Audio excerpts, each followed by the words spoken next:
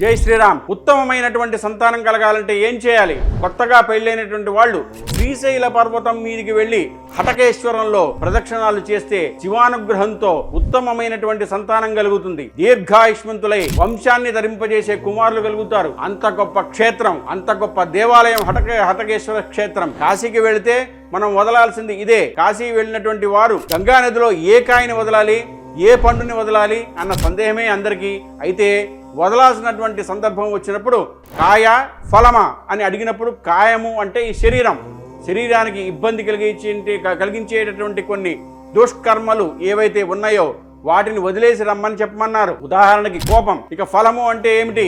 మనం ఏ పని చేసినా నాకేమిటి లాభం అని అడుగుతూ ఉంటారు. స్వార్థపూరితమైనటువంటి భావన అన్నమాట.